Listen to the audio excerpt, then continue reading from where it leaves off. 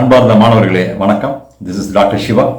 இதுக்கு முன்னாடி BSc agriculture எப்படி ஜாயின் பண்ணலாம் அப்படிங்கிற ஒரு பதிவை போட்டிருந்தோம். இப்போ பிஎஸ்சி அக்ரிகல்ச்சர் படித்ததுனால நமக்கு வேலை வாய்ப்புகள் இருக்கா அப்படிங்கிற ஒரு பதிவை நாங்கள் உங்களுக்கு வெளியிடுறோம். இதில் என்னன்னு பார்த்தீங்கன்னா, வேலை வாய்ப்புகள் அப்படின்னு வரும்போது அரசு வேலை, தனியார் வேலை அல்லது அக்ரிப்ரூனர் சொல்லக்கூடிய தொழில் முனைவோர் இணைப்பில் நம்ம செய்யலாம். முதல்ல நம்ம என்ன பார்க்கலாம் அப்படின்னா, வேளாண் தொழில் முனைவோர். இதில் வாய்ப்புகள் வான் அளவில் இருக்கு. இப்போ என்ன காரணம் அப்படின்னா, எல்லாருக்குமே வேலை கிடைக்கும் அப்படின்னு சொல்றது ஒரு சாத்தியம் இல்லாத ஒரு நிலை.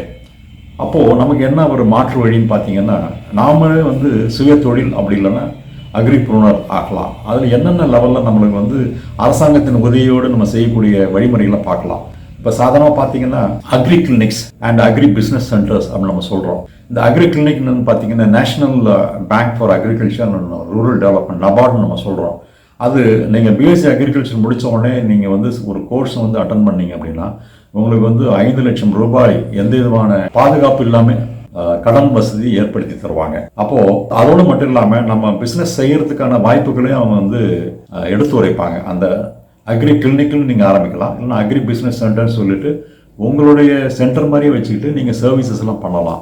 அடுத்ததாக பார்த்தீங்க அப்படின்னா, இந்த அக்ரிகல்ச்சர் கிராப்ஸில் பார்க்கும்போது சீட் ப்ரொடக்ஷன், பர்சனலாக சீட் ப்ரொடக்ஷன் பண்ணி நம்ம மார்க்கெட்டிங் பண்ணுறதுக்கு நிறைய வாய்ப்புகள் இருக்குது. இல்லை அப்படின்னா இந்த சீட் கம்பெனிஸோட பைபேக் சிஸ்டத்தில் நம்மளே சீட் ப்ரொடக்ஷன் பண்ணி அவங்க நேமில் நம்ம கொடுக்கலாம். இல்லைன்னா சர்டிஃபைட் சீட்ஸை நம்ம டிபார்ட்மெண்ட்டோட டைப் பண்ணிவிட்டு நம்ம கொடுக்கறதுக்கு வாய்ப்புகள் நிறையா இருக்குது. இப்போ நிறைய பேர் இந்த மாதிரி இன்டர்மீடியரி அப்படிங்கலாம் இல்லாமல் டைரெக்டாக கம்பெனிஸ் டு ஃபார்மர்ஸ்ன்னு போகும்போது இந்த சர்வீசஸ் எல்லாம் நிறைய பேர் பண்ண ஆரம்பிக்கிறாங்க.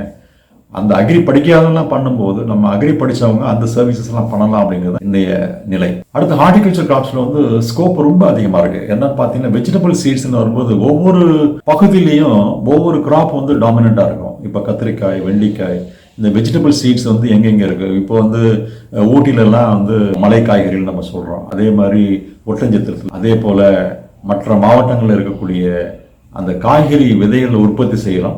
இல்லைன்னா காய்கறியிலே உற்பத்தி செஞ்சு அதை ப்ராசஸிங் பண்ணி எக்ஸ்போர்ட் பண்ணுற அளவுக்குலாம் அக்ரிகல்ச்சர் கிராஜுவேட்ஸ் இப்போ நல்ல நிலையில் இருக்கிறாங்க.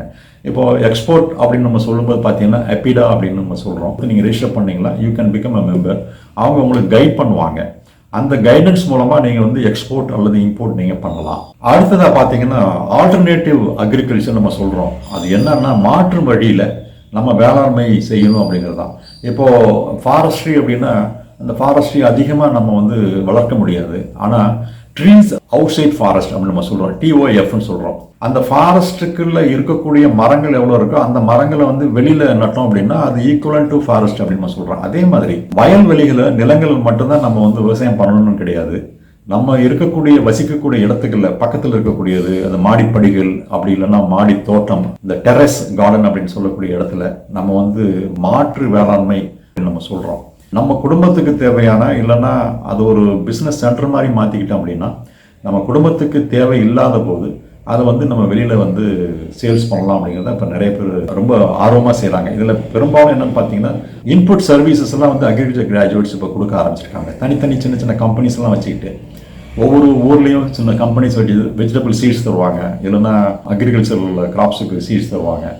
இந்த மாதிரி பார்க்கும்போது இந்த ஆல்டர்னேட்டிவ் அக்ரிகல்ச்சர் நம்ம சொல்றது ரொம்ப பயனுள்ளதாக இருக்கும். அது மட்டும் இல்லாமல் நம்ம மஷ்ரூம் ப்ரொடக்ஷன் பண்ணலாம், ஹனி ப்ரொடக்ஷன், இந்த பவுல்ட்ரி இதெல்லாமே அலைடு செக்டரோட சேர்ந்து வந்துடும்.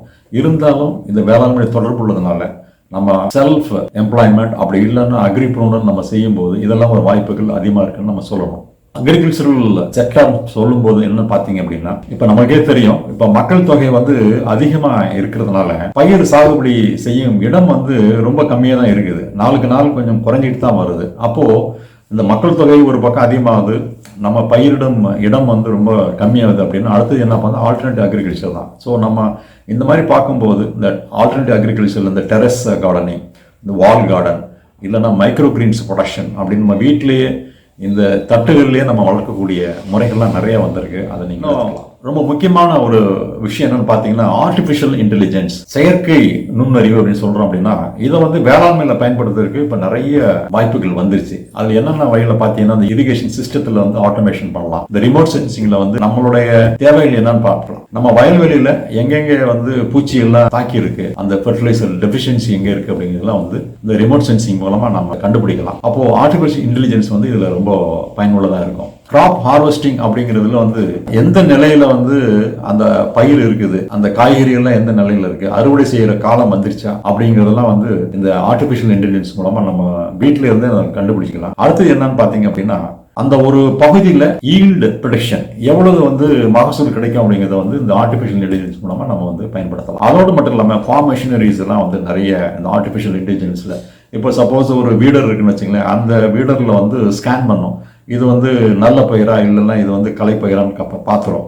உடனே அந்த களைப்பயிரை வந்து அதை அப்படியே எடுத்துரும். அந்த மாதிரி இந்த ரொபாட்டிக் அனலிட்டிக்ஸ்ல வந்து அது ரொம்ப உதவிகரமாக. அடுத்தது என்னன்னு பாத்தீங்க அப்படின்னா இந்த ஆர்டிபிஷியல் இன்டெலிஜென்ஸ் அப்படிங்கிறது இப்போ வளர்ச்சி பெறுகின்ற அந்த பருவத்துல நம்ம அக்ரிகல்ச்சர் படிச்சுட்டு இல்லை எம்டெக் ரிமோட் சென்சிங் படிக்கலாம், இல்லைன்னா ஒரு certificate course in artificial intelligence படிச்சீங்க அப்படின்னா நிச்சயமா நம்மளுக்கு வந்து வேலை வாய்ப்புகள் அதிகமா இருக்கும். ஆக நண்பர்களே, இதுவரையிலையும் பிஎஸ்சி அக்ரிகல்ச்சர் படிச்சீங்க அப்படின்னா அக்ரிப்ரூனர் சுய தொழில் செய்யக்கூடிய வாய்ப்புகள் என்னென்ன இருக்குன்னு நம்ம பார்த்தோம்.